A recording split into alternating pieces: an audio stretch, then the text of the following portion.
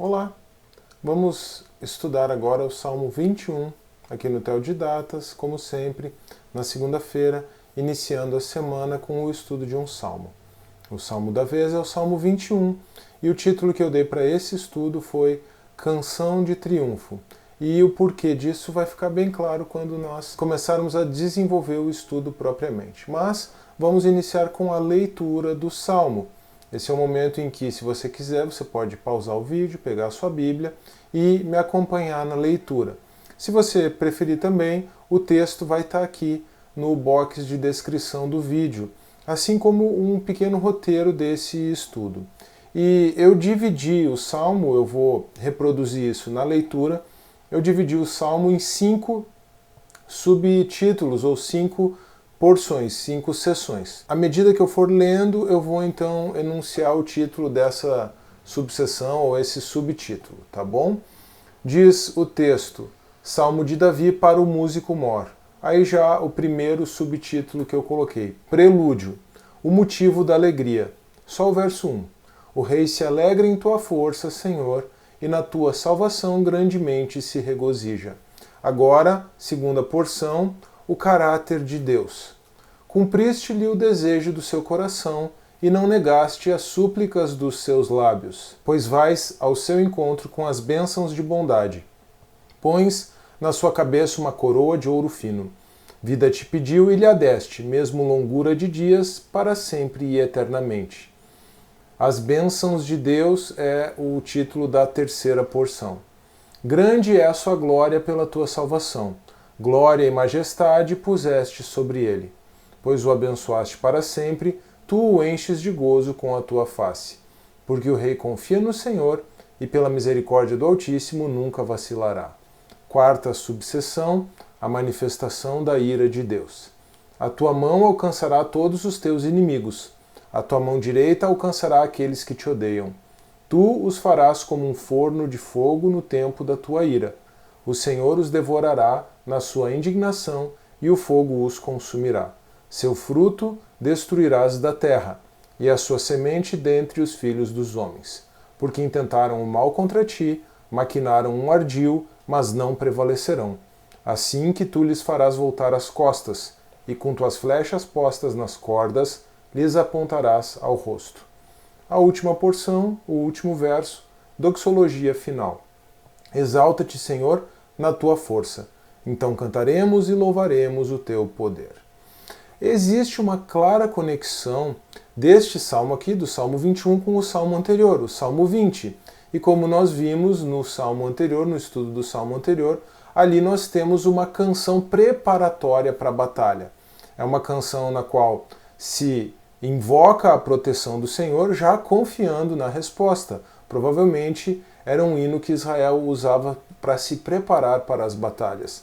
Aqui nós temos, após essa invocação da proteção do Senhor no Salmo 20, após a batalha e a vitória, o louvor pela vitória no Salmo 21. E aí nós podemos fazer, como sempre temos feito no estudo dos Salmos aqui, numa perspectiva cristológica, numa perspectiva messiânica, uma aplicação com o Salmo 20 prefigurando a angústia antes da cruz e o sofrimento de Cristo na cruz, e o Salmo 21, então, prefigurando a vitória de Cristo. E assim como foi com Cristo, assim também é conosco. Nas angústias e nos sofrimentos, nos identificamos com a cruz de Cristo, mas, identificados com ele na sua morte, recebemos, comunicada pelo Espírito Santo, a sua vida, e também nos identificamos com ele, então, na sua vitória. E é esse o prelúdio, então, assim nós entramos no primeiro verso, que fala do motivo da alegria. Veja qual é o motivo da alegria aqui neste salmo.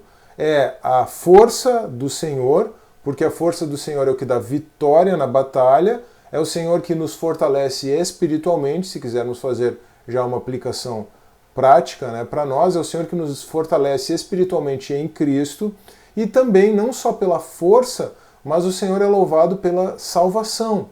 A salvação que lá em Israel era identificada com a vitória sobre os inimigos, a vitória na guerra, mas que para nós representa o livramento da angústia. O livramento da angústia de Israel, da sua aflição na guerra, tipifica para nós a salvação espiritual em Cristo, antes de qualquer coisa, mas também em Cristo o livramento da angústia, ou talvez seja melhor dizer, o fato de encontrarmos paz em Cristo e na cruz de Cristo no meio da angústia. E aí então nós temos a segunda porção, os versos 2 e 4, ou 2 a 4, desculpa, na qual eu identifiquei o caráter de Deus. O título que eu coloquei para essa sessão é O Caráter de Deus. Eu entendo que Davi descreve um aspecto do caráter de Deus ali. E qual é esse aspecto do caráter de Deus que Davi está descrevendo nessa porção, versos 2 a 4 do Salmo 21? O caráter de Deus é o caráter recompensador ou galardoador. Vamos para Hebreus 11:6, que nos diz assim: sem fé é impossível agradar a Deus, porque é necessário que aquele que se aproxima de Deus creia que ele existe e que é galardoador ou recompensador daqueles que o buscam. Então, a fé que é exigida para uma vida com Deus não é apenas a fé de se aproximar de Deus crendo que ele existe, mas aproximar-se de Deus crendo que ele é recompensador daqueles que o buscam. Então, nós podemos dizer que nessa porçãozinha aqui do Salmo 21, Davi está como que antecipando Hebreus 11:6, pois apresenta o caráter recompensador de Deus. Davi apresenta aqui o caráter recompensador daqueles que buscam a Deus. Mas veja, há um detalhe muito interessante aqui, muito importante. Buscar a Deus no tempo da angústia para ser recompensado por Ele em Cristo, já vindo para essa aplicação contemporânea, neotestamentária, da tipologia do Salmo. Vamos lembrar a sequência original.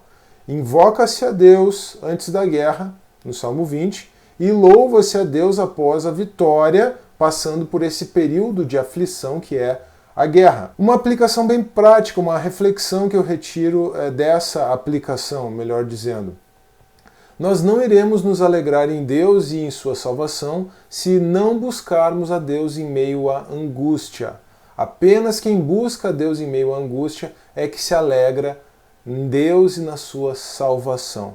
Ou seja, nós precisamos ressignificar todas as coisas e em especial os momentos de aflição diante da cruz de Cristo, porque a aflição da nossa vida nos conduz exatamente à aflição de Cristo na cruz, mas nos conduz também, passando por isso na perspectiva correta, com a atitude correta, no espírito correto, que é o Espírito de Deus, conduzido pelo Espírito Santo, nos conduz também à vitória em Cristo, ao triunfo em Cristo, assim como é tipificado aqui nessa transição do Salmo 20 para o Salmo 21. E aí depois, então, nos versos 5 e 7, Davi canta sobre as bênçãos de Deus, ou Davi canta as bênçãos de Deus. O verso 5 nos fala da salvação como a maior bênção de Deus, equiparando a glória e majestade. Então Davi, que era vestido de glória e majestade como rei, sabia que mais importante era a salvação que Deus dava. Claro que num primeiro momento, numa primeira perspectiva, essa salvação era identificada com a vitória sobre as batalhas. E se Davi não triunfasse nas batalhas, ele de fato não seria e não se manteria como rei. Mas, se nós fizermos essa aplicação para a nossa vida, a maior bênção que temos é a salvação que está em Cristo Jesus e que recebe uma significação toda especial em meio aos momentos de angústia. É importante ressaltar isso porque esse é o cerne da mensagem aqui. Nos versos 6 e 7, Davi assume um caráter tipológico muito forte, prefigurando a vitória de Cristo sobre a morte, sobre o pecado e também a nossa vitória em Cristo. Eu acho que o argumento já está bastante claro, tanto no estudo do Salmo 20 quanto no estudo desse salmo aqui.